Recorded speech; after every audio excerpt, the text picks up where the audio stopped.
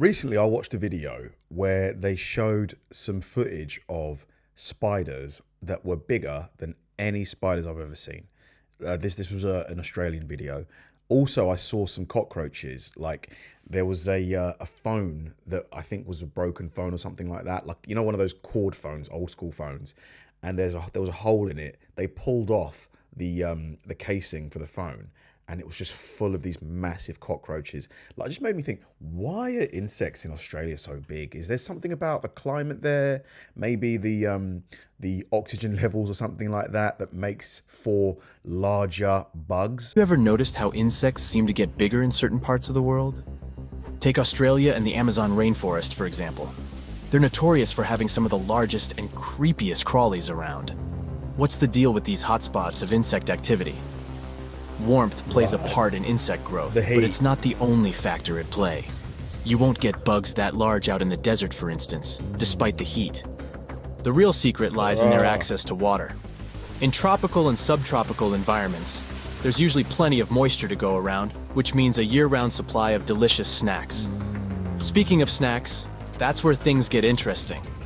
The warm, wet environment creates the perfect conditions for an all-you-can-eat insect buffet. What's this bloke doing? Oh.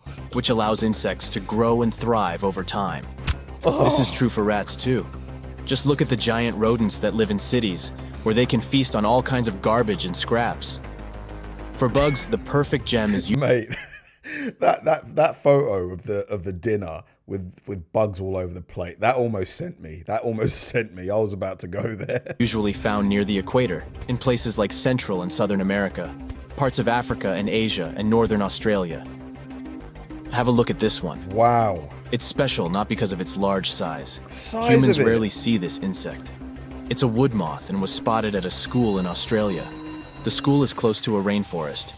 It holds a record for being the heaviest moth in the world. Wow. It had a wingspan measuring up to 9 inches. In Australia... 9 inches? So like that's a 30... so it's 23 centimeters. That's a 30 centimeter ruler. The moth was that big. That is unreal. There are about 60 species of wood moth. Yet many aren't as big as the giant wood moth. The students get to face many animals on campus, such as bush turkeys, koalas, and snakes. But according to the principal, seeing a wood moth was a brand new thing. When we start talking about insects in Australia, it's also hard not to mention spiders. They are impressively big. Again, it's all thanks to the warm climate and abundance of food sources in the Australian bushlands. Like most cold-blooded animals, spiders tend to grow bigger in warmer places. I see. The Australian climate, especially in the northern and central parts... What is the biggest spider there is in Australia that's native to Australia? Like, I don't think it's the black widow. That is a pretty big spider, but I'm sure there's bigger.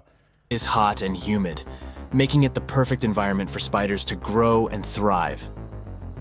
Spiders are also sensitive to temperature, so warmer climates provide them with longer periods to grow before reproduction. Australia's vast bushlands provide more insects for spiders to prey on, making them bigger and stronger. From the crab spider to the Australian bird-eating spider and the huntsman. There's spiders that eat birds. No way, bollocks. There's no way.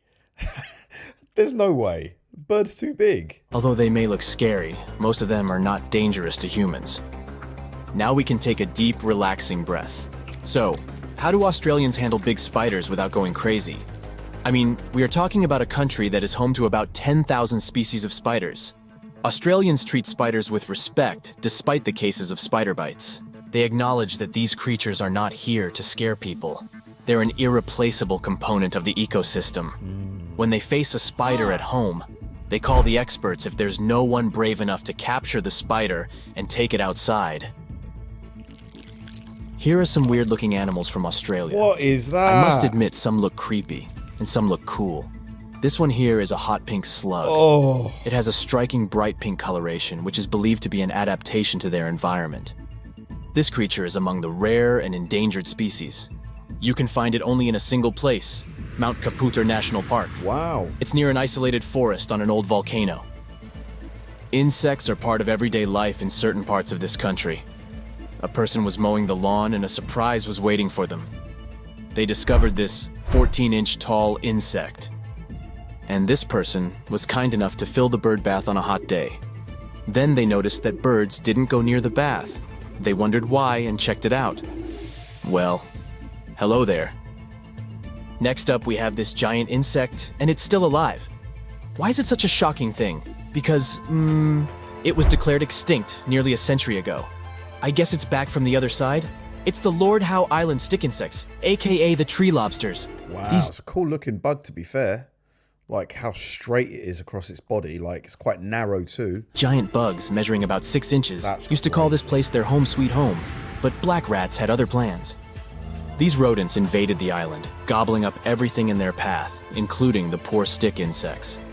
By 1920, the bugs were officially declared extinct, but as fate would have it, they made a comeback more than 40 years later on Ball's Pyramid, a volcanic sea stack located 12 miles away. How do they make comebacks though? I mean, if they're almost extinct, like, I guess maybe, because it takes more than a few to, how many do you need to like repopulate a species? You still need quite a few of them, don't you? But here's the twist. The new and improved stick insects look slightly different from their ancestors, leaving scientists scratching their heads, wondering if they were the real deal. After some scientific sleuthing and DNA testing, the verdict is in. They're the same species. With less than 1% genetic difference, these plant-eating critters are ready to make a triumphant return to their homeland. Unbelievable. We're about to take the creepy crawlies to a whole new level. In Australia, there's a centipede that'll make you want to crawl out of your skin. I must also say these animals are nocturnal too. Can you imagine waking up with one of these 6-inch long centipedes crawling across your foot? Don't even say that. Please don't even say it. I don't want to imagine it. Oh my God. Have you ever seen an insect that looks like it came straight out of a science fiction movie? Ugh. Well, let me introduce you to the Australian walking stick. If we showed you a picture of this creepy crawler, you'd probably think we had some mad Photoshop skills. But no, the stick insect is as real as they come. Wow, look at that. Looks like a leaf. This would camouflage so well. A lot of people wouldn't see this, like if it was amongst some like really old, dry leaves. It's hard to believe such a bizarre-looking creature could actually exist in nature. This just goes to show how incredible and mind-boggling nature can be. Picture this.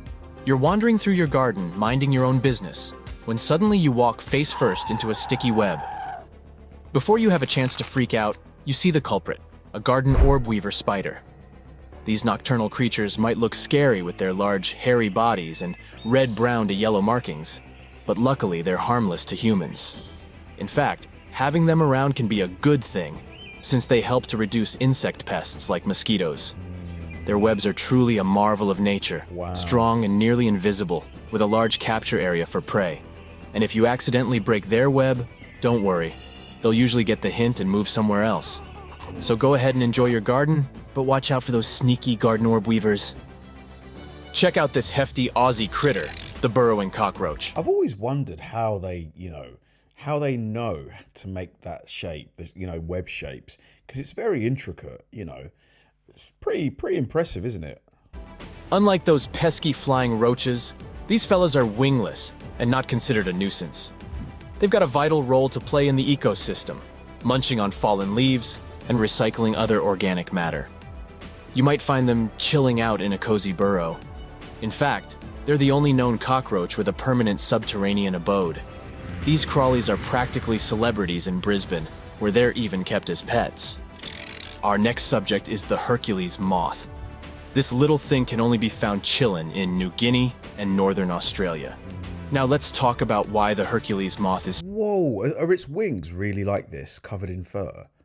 If so, this might be one of the most beautiful moths, even though it's a moth, like I've ever seen. It looks really cool. So impressive. For starters, it's massive. It boasts a wingspan of 11 inches, making it the biggest moth in all of Australia. Wow. Not only that, but its wings have a surface area, making it the largest of any insect alive. Talk about impressive. When it comes to appearances, the Hercules moth is mostly golden brown and white, it looks amazing, with see-through spots on each of its 4 wing sections. The coloring and patterns don't differ too much between males and females, but the males have longer, skinnier tails on their wings. The thing about these types of animals is that you never know where they'll fly. Will they land on your shoulder or the tree next to you? Have you ever encountered a giant insect? If yes, what did you do? Run away. Yeah, even though I'm not a fan of bugs at all, not a fan, I do have to admit that a couple of these really do look quite beautiful. You know, that Hercules moth looks amazing with the fur on its wings. Very unlike any moth I've ever seen in the UK. And that stick insect, the one that had that really long, narrow body, the one that was almost extinct but then made a comeback.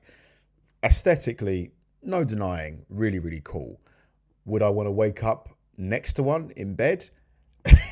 Definitely not. Thanks for watching, guys. If you enjoyed the video, please like and subscribe, and check out the video I'm going to link right here. See you there.